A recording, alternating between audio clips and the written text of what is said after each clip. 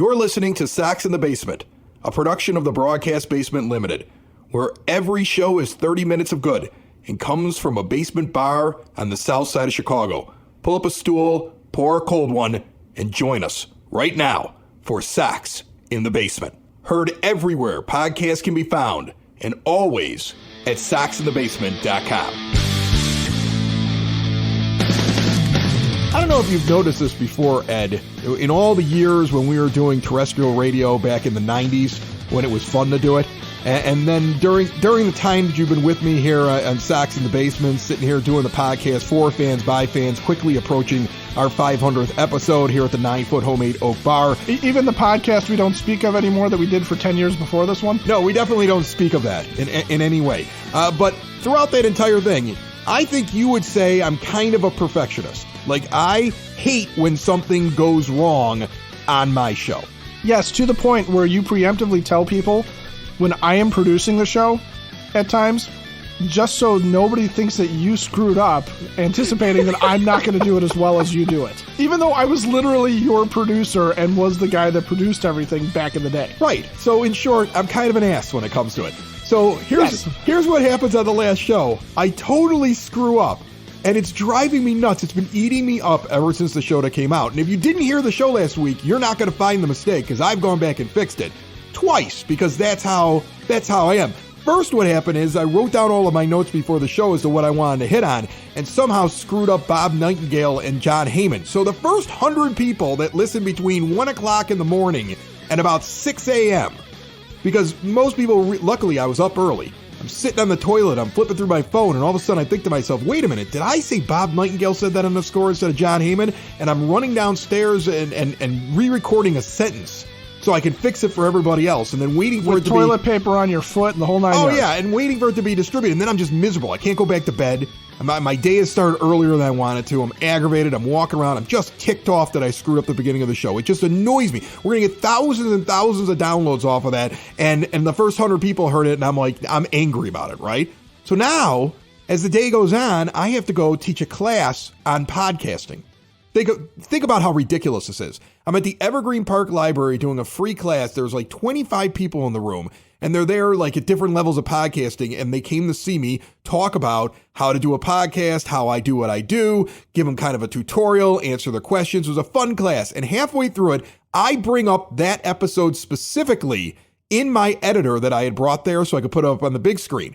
And I go, listen to this, how you could do this with things on different tracks. And as I'm playing it, I realize right there in front of this entire class where I'm pretending I'm an expert in podcasting, I realize that when I moved and changed the very beginning to fix the name that I had screwed up, I didn't move the music. So now the next 1,000 people that listen to the show, and a lot of you out there listen to this, you heard me stop talking, and there was like 5 seconds of deadness. And then the song started. Because I screwed that up too, Ed. So and I should be professional enough to just pretend that it didn't happen, but it has literally made my skin crawl for the last 3 days. And I did it in front of a class. I'm sitting there trying to act like I'm an expert, and I was an idiot. What you're saying is it would not be representative of you to be wearing an Accountability Zero shirt from the Sox in the Basement store, because you are taking full accountability for these momentary lapses in technical skill that probably most people just blew off and were like, Exactly. And moved on with their lives. Exactly. I'm not sitting around right now telling you, as Rick Hahn is telling you, that there's all kinds of people that think that I'm very talented, so don't worry about my mistakes. Like he keeps talking about like all these other people around the league. I mean, everybody agrees. Look at all this talent on this team. It's not talent. That's not your issue. You have talent. Guess what? All the other Major League Baseball teams have talent too. They all have a guy that's really good like Luis Robert Jr. They all have a guy that's up and coming. They all have a guy that can throw really well and just has a few kinks that he needs to work out. There's plenty of talent across Major League Baseball. The thing you're not good at is consistency. teaching a system in which everybody who comes up is ready for the way that your manager wants them to perform and how the team expects them to play the game because it's taught at a systematic level, and you don't have any depth and you can't handle injuries. And then you have to rush guys back from injury, so they're rehabbing while they're on the fly at the major league level, which adds to more injury. You can't give rest to people. And this cascade is why you're basically a 500 team. You were a 500 team last year, and you've been a 500 team this year with the exception of your start. Like, if you go back 20 games, they're basically at 500. If you go back 30 games, they're basically about 500. With the exception of the bad start, they're a 500 baseball team. They're just worse than 500 this year because they had the bad start. There's never a point where they go on a run and they go 15-5. That's never going to happen, it feels like, because it hasn't happened in years now with this team. And one of the big reasons is every injury, you have no depth. And because of that, you can't get on a roll because injuries happen, problems happen in a team, and you're not able to overcome them. Well, and there's two developments that are kind of going on right now that sort of show your point, right? Mike Clevenger went on the DL. Lance Lynn goes on the bereavement list, okay, but he doesn't miss a start, so we're good there. But Clevenger's out, so you're trying to fill in from the minors, and you're basically going to have to do bullpen days. You don't have a starting pitcher that's ready to come up. And in the meantime, very quietly, Michael Kopech had started to turn things around, right? And he's doing better, and he's getting in a little bit deeper into the game. Second best pitcher on the staff. If you look at his second overall, best pitcher on the staff. If you look at most of his numbers, a lot of his metrics have him like second best. I think he's got the second best whip on the staff. I think he's got the second best ERA right now on the staff. Like he's actually been so good when you look at how bad he started. That's how good he's been to get to that overall number, to those overall numbers at this point. But what's been going on is, in the month of June, he started out going 7 innings against Detroit, throwing 92 pitches. He needed 100 pitches to get through 5 innings against Miami. He needed 102 pitches and only went 4 1/3 against Seattle. And he gets pulled after 86 pitches. By his own admission, he doesn't have it against the Rangers. And he only goes 4 innings. He's starting to not be able to get deeper into games. He's starting to not be able to close out and get, and do these things. Some of this is a guy who pitched 119 innings only last year he's going to hit a wall at some point. He's going to hit a dead arm period. He's going to have something go on where he's going to start losing a little bit of it again, and he's going to backslide a little bit. It happens to every pitcher every year. It's okay. It's not a panic bell, but you don't have the ability to sit there and say, hey, Michael, we're going to skip you a start here or there, and we're going to maybe go to a 6-man rotation to give you some rest. They got to rely on him to suddenly become almost a 200-inning guy this year because they don't have any depth. Meanwhile, Jimmy Lambert, if he's the odd man out in the bullpen, because you've got Touki Toussaint, we could talk about him, but if Jimmy Lambert ends up going down to Charlotte with Lance Lynn coming back, you wonder if Jimmy Lambert is losing his spot in the bullpen because they're going to go down there and send him down there and try and stretch him out to start again on the hopes that he can be a 4 or 5 inning guy and be brought back up in case of emergency, because you just don't really have much going on down there. Your best pitcher at Charlotte remains Nate Fisher, who's pretty unproven, and you keep relying on Jesse Schultens to come up, but then you're using him in bullpen situations. He's not a starter. So the talent, you're right. On the surface, the 26-man roster talent, there's a lot of it there. The hubris of thinking that talent is all you need to run a successful baseball team and have a successful run on the field is what's holding this team to 500, and the inability to sit there and say, we need more than 40 guys to make this happen, because you need more than your 40-man roster to really be a successful franchise and have a successful team and have a successful season. No gots for the White Sox. Yeah, you want to talk about Touki Toussaint. I saw an interesting thing that guys in their debut with the White Sox with the most innings that they didn't give up a hit. And it was Wilson Alvarez who throws a no-hitter. I remember watching that as a youngster. And it was his first time he ever pitched for the Sox. And then it was Touki with 4 innings. His first start, he went 4 innings. Or his first appearance, he goes 4 innings. And he doesn't give up a hit. And you sit there and you say, oh, who's this guy?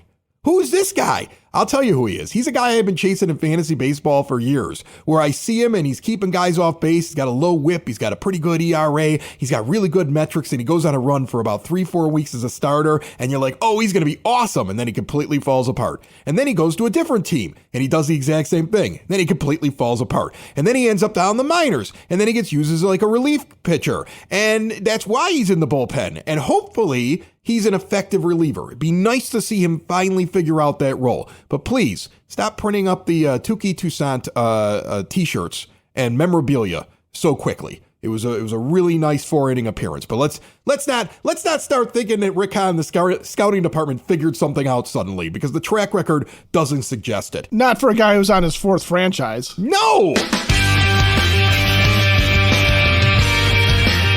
Ed, you and every listener here to Sox in the Basement, whenever you come along a need for exterior windows, doors, patio doors, storm doors, no high-pressure sales, you are in the showroom at Window and Door Superstore of Oak Forest. Instead of having somebody come out and sit in your house and ask for something to drink and put their feet up and carrying these dingy, dirty, tiny window samples that have been God knows where, and then you're supposed to imagine what it looks like in their house. And then they sit there and they tell you, here's the deal, but that deal changes the moment I walk out the door. That does not happen at Window and Door Superstore of Oak Forest. Instead, what you do is you show up, the owner's in the showroom, great staff there, all the window etchings are there, full designs, full-size display, all the doors, all the extras. You get to take a look at everything the way it's going to be, and then when you're ready, you buy. And then the owner's on site with their own workers. They're not farming it out. They're going to make sure you get a perfect fit. They're going to custom design everything for you. It's a half block east of 159th and Ridgeland. They've been doing it like this for 40 years in Oak Forest since 1985. See them at 6280 159th Street. For more information, check out windowdooroakforest.com. Let's get to the Sox Nerd, shall we?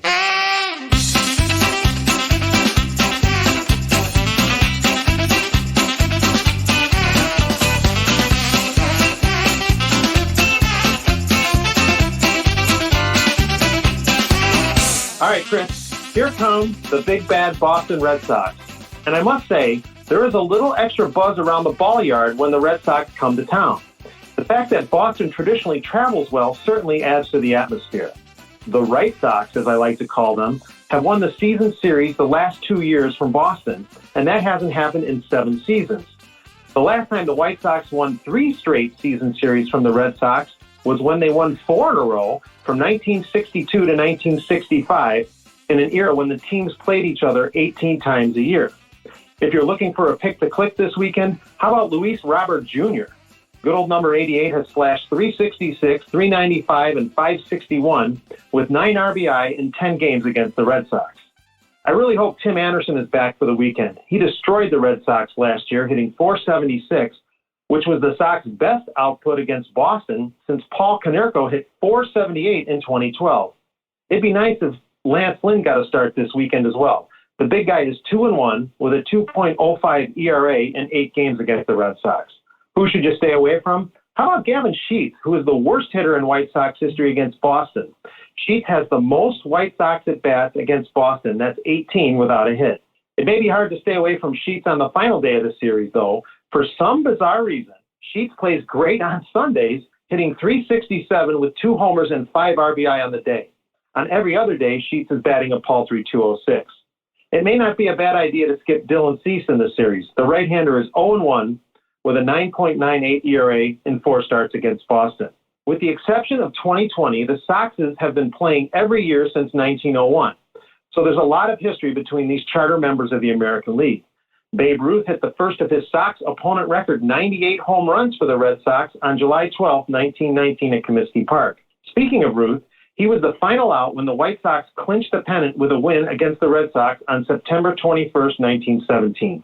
But the Sox game against the Red Sox that sticks out in my memory came 17 years ago. On July 9, 2006, the Sox needed 19 innings to trim Boston 6-5 at then-named U.S. Cellular Field. The only thing that was more interesting than the drama that was building that day was Ed Farmer giving play-by-play of his flight cancellations as the last game before the All-Star break wore on. When Tadahito Iguchi drove in the winning run, 6 hours and 19 minutes into the game, I swear Farmer was halfway to Midway Airport by the time Alex Cintron crossed the plate. Now for my zinger. Carlton Fisk is the all-time leader among those who wore only white and Red Sox with 376 home runs. The player who is second all-time in homers among those who played exclusively with the Sox in Sox is Yoan Moncada with 85 home runs. That's it, Chris. That's probably more than you ever wanted to know about the two Sox. And that's probably the only time you're ever going to hear a statistic where Yoan Moncada and Carlton Fisk are in the same breath. That's the beauty of the Sox Nerds. I find it interesting. We're going to see Boston, and you're bringing up the idea that you may need extra pitching, right? Like Right. Look at what's going on with Michael Kopech. They're basically using a 6-man rotation right now. And they're 2 out of the wild card, even though they're last place in the American League East because of how crazy things are. You know, we're in the division that at this moment, as we're talking, doesn't even have a team that's above 500 in it. And a team like the White Sox is still only 5.5 games out, which is ridiculous. But you look at the East, everybody's in playoff contention because of the wild card setup. And they've had to, with some of their pitchers, especially like you got a guy like James Paxton. He's only going 1 every 6. He's not going 1 every 5. It's not a 5-man. It's a 6-man really out there. And they're able to do it. Why? Depth. They have depth, Ed. It's going to be on display when you play them now. Yeah, well, the Red Sox, they lost one of their starters just now. Tanner Houck got whacked in the face by a line drive, so he's on the IL. And they immediately had a guy they were working out of their bullpen, starting into their starting rotation, a guy named Cutter Crawford, who, yes, does throw a cutter. And he's been slowly working into the rotation. They had Paxton, who they took a flyer on. You know, he's been out of the league for how many years with injuries? They're still holding on to guys like Nick Pivetta, who'd been a starter for them last year. They have depth. They just have guys. And they have the ability to bring somebody up and bring somebody along. Meanwhile, the White Sox are sitting here. And again, one of the problems is not talent. But you can't expect Aaron Bummer to go multiple innings. You can't expect Garrett Crochet right now to be stretched out to go 4 or 5 innings when he's just coming back from Tommy John surgery. And you've turned Ronaldo Lopez from a swingman into a high leverage guy. Kendall Graveman's a high leverage guy. Joe Kelly's a high leverage guy. You know, Gregory Santos is not a multiple inning guy. You just don't have 2 or 3 guys that you can sit there and go, if we needed to go and have a couple guys jump from the bullpen and go up and say, okay, you're going to give us 4 innings just to start a game, or you're going to be a bulk reliever following somebody. They can't do that. And Tampa does that. Tampa's been known to do that all the time. Baltimore has pitchers coming out of their ears. They just seem to have more than enough pitching. The Yankees, who don't have enough pitching, seem to have enough pitching. The Blue Jays, I don't know where they're getting all their pitching from, because their best pitcher is down in Arizona, in the Arizona League, trying to remember how to throw fastballs. He's got the pitching yips, that guy. Alex Manoah basically just like, hey guys, over the winter, I forgot how to pitch. I forgot how to do everything. I don't know what happened. I think I bumped my head at some point while I was on vacation, but I just can't figure out how to do this. Oh man, well, we're going to have to figure something out. Guess what? They're over 500 and they're in the playoff race, and they're doing a lot better than this team. Okay, listen, I look at the depth and I look at what's come up over the last couple of days, and I can't help but think about the Pedro Grifol comments on Zach Remillard and Jose Rodriguez. Because if you listen to anybody that covers the minors for the White Sox, and we've had several of them on before, James Fox comes to mind right off the top of my head from Future Sox, and they keep telling me, Jose Rodriguez, this guy comes up here, this is an everyday kind of player, you want to see what he can do, he could be somebody who plays on this team, he's definitely a major leaguer, and then he gets up here and he's not going to get to start any games. Pedro was asked about it, he goes, no, I'm going to give all those starts to Zach. Zach Remillard has 5 hits. And his manager is in love with him to the point where that's the only guy he'll consider to get those starts. And his manager loves him so much, he said it out loud that he's not going to give starts to the other guy. He's going to give him all to Zach Remillard. Does that shock you? What, that the White Sox, first of all, would take until he's 29 years old to bring Zach Remillard up to the major leagues? No, doesn't shock me. No, or that the more highly touted prospect is going to sit on the bench and not get a chance to show anything for a team that's under 500 and could use a boost to their offense and their defense anywhere they could find it. No, that's par for the course with this organization. Yeah, that doesn't shock me. Or the fact that they've already moved on from Lennon Sosa, that he's not even the guy up here anymore. Right. I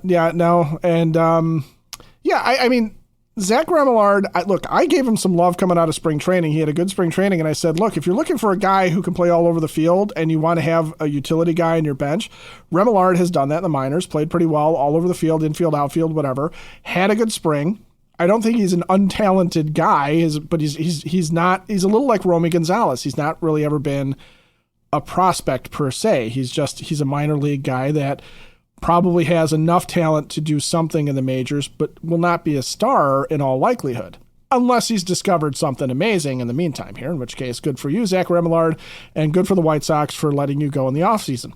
It hasn't happened yet, but we know what's going to happen. So, in fact, you know what we should really do is we really should give out the Staff of Cork and Kerry right now. Who are you giving it to? Well, I mean, Luis Robert over the past, we haven't given out in some time. Luis Robert over that time period has an OPS of 1,009, slugging percentage of 647 on a 275 average. That's good. Really That's very good. He's clearly the best player on the team. Quietly, Yasmani Grandal, maybe not so quietly, actually doing pretty well too. A 289 average, 703 OPS is pretty respectable. He's doing his job. You got a bunch of other guys kind of scuffling along there. Benintendi's doing okay. I know he's been a past winner. Jake Berger's on a cold streak, as much as I'd love to give it to him. But you know what? Based on what Pedro has said and the anointing of Zach Remillard as this team's offensive savior, I guess he gets the Staff of Cork and Kerry this week.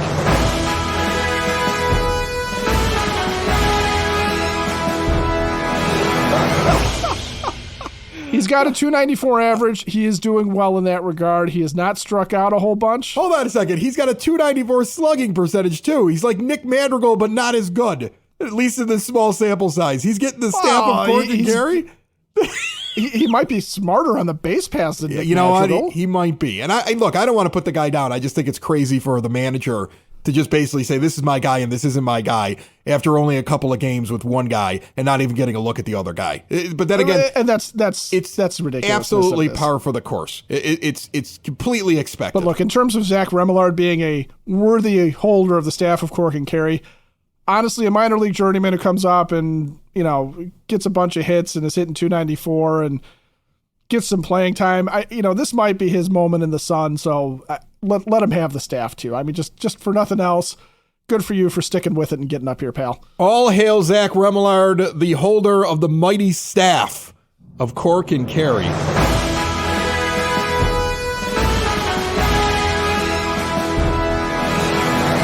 Cork and Kerry is the proud sponsor of the podcast for fans, by fans, Sox in the Basement, 33rd and Princeton, shadow of the ballpark. They're your home base for White Sox pregame, postgame. Get the kids over there beforehand, get them fed afterwards, have a drink, commiserate, or celebrate with White Sox fans. Learn more at corkandkerry.com. Sox in the Basement listeners, do the hard work. And if you're a hardworking man or woman on the South Side, you need to be outfitted properly. And that's why you should visit Red Wing Shoes in Evergreen Park, New Lenox, and Geneva. A work boots specialty store that carries sizes from 6 to 16 and feet as wide as 4E. A 115-year-old company that came out of Red Wing, Minnesota. And one of its largest stores in the entire Midwest is in Evergreen Park, Illinois, ever since 1976. When you're on your feet, the footwear is everything. So why not get an expert fitting? They warranty, repair, and offer free conditioning with laces.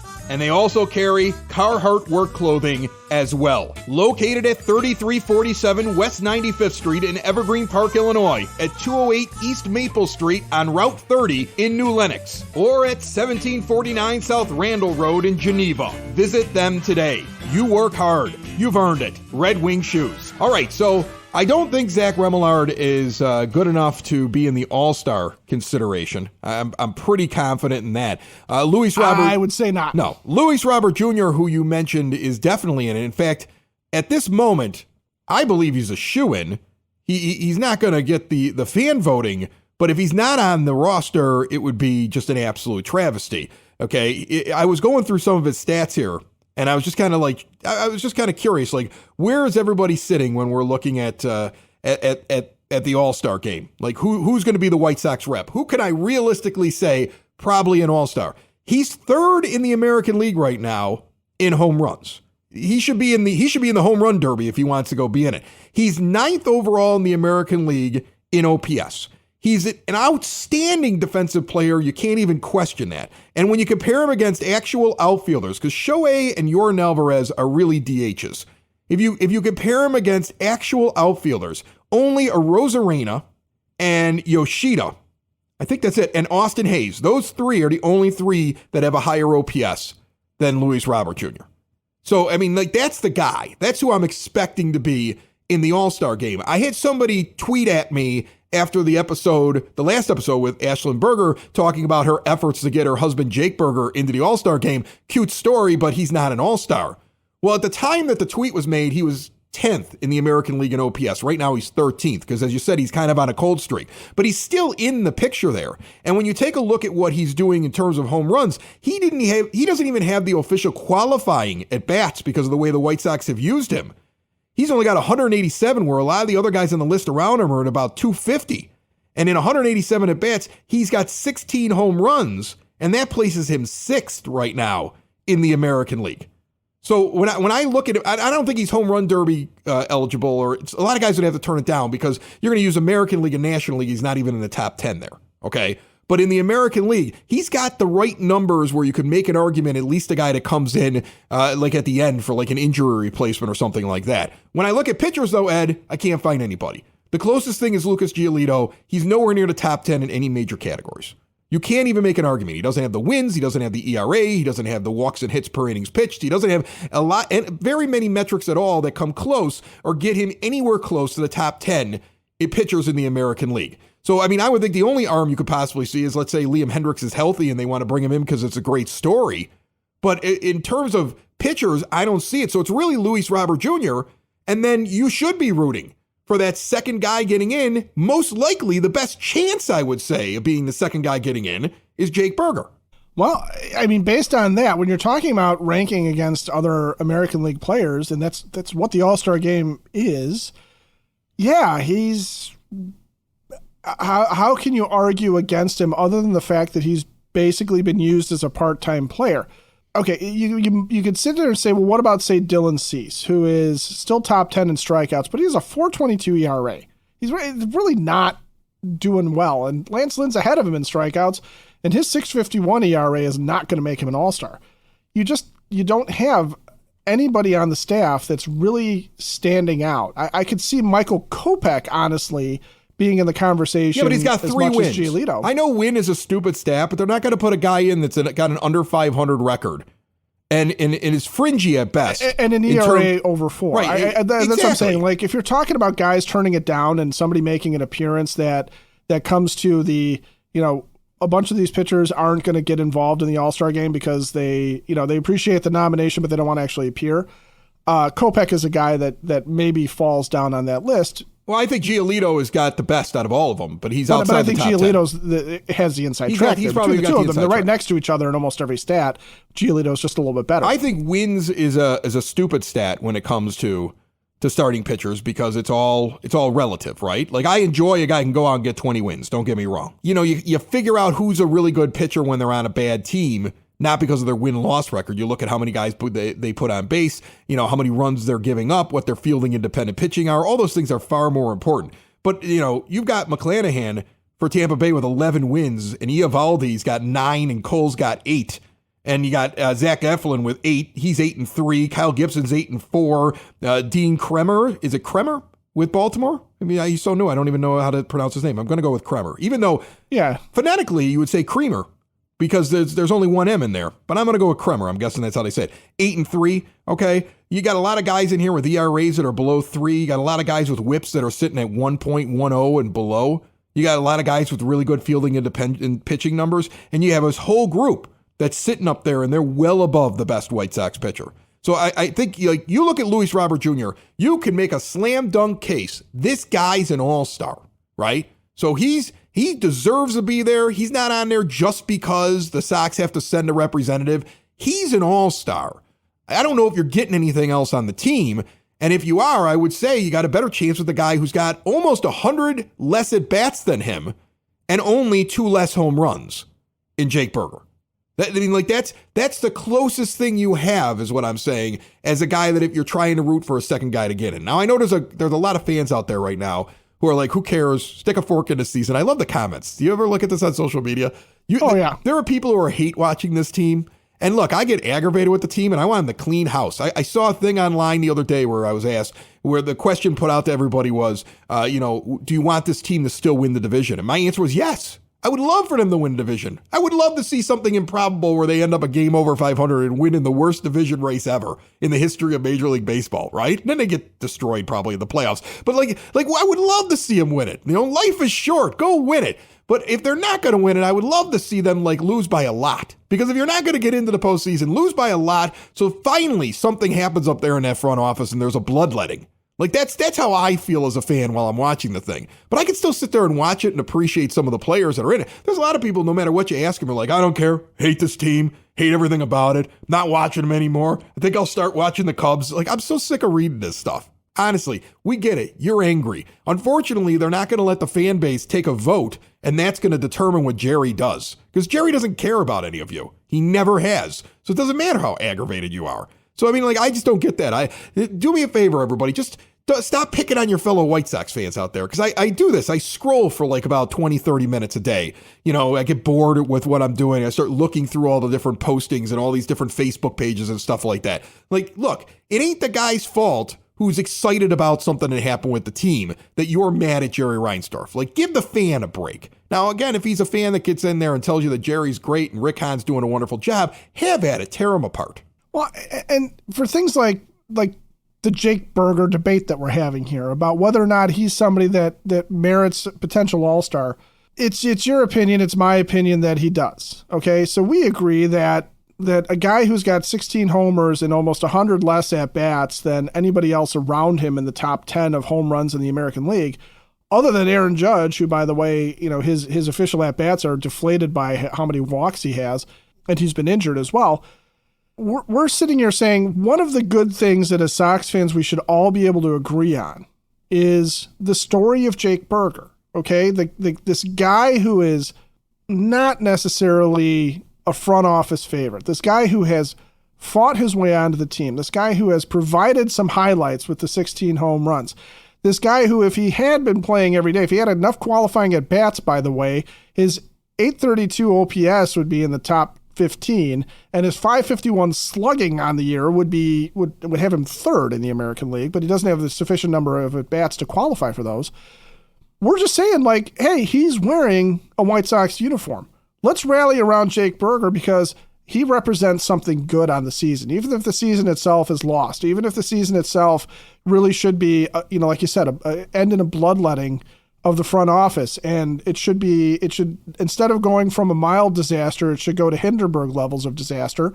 Jake Burger is the humanity there, right? So why not get along with your fellow White Sox fans and just sit there and say, hey, look, there's a couple of good things going on here. Luis Robert Jr. is a really good baseball player, and he's a guy that we can be fans of. He's the best baseball player on the team. He's the best baseball player on the team. Objectively, he's good at his job. Right, he's the best baseball player on the team. He's maddening with his streakiness. But the clear-cut best baseball player on the team is Luis Robert Jr. If you don't believe that, it's because you just have a favorite because he's your favorite for some other reason. But if we're going to talk about the best, if you told me you get one player off the team and you could start your team, and trust me, I will be outdrawing the White Sox by halfway through the first season. It'll be over because I could assemble a staff of college interns to do most of the stuff that this team does wrong better than what this team does. Okay. And the Chicago Lanutis are going to be the better team. Exactly. And I would take the Chicago Lanutis and Luis Robert Jr. and I would just walk out the door because it would be a no-brainer. I wouldn't even have to think about it. I'd be like, that's the guy. I'm taking him with me. Now I don't think that he has all the best qualities. There are some times where he kind of aggravates me, but you know what? Overall, you cannot deny how good he is. And he's the best player on the White Sox. And he should be an all-star. If he's not an all-star, it's an absolute travesty. He's an all-star. So, I mean, like, that's your best guy right now in Chicago. And as fans, we should, Sox fans, we should be rooting for him to get better. We should be rooting for him to do things and just in awe of the things that he does. And where you would take him to start your own franchise, I'm just shocked given the things that have gone on this week that Zach Remillard's not even in your conversation. I'll get him when the White Sox waive him in 3 weeks. Sox in the basement. Sox in the basement.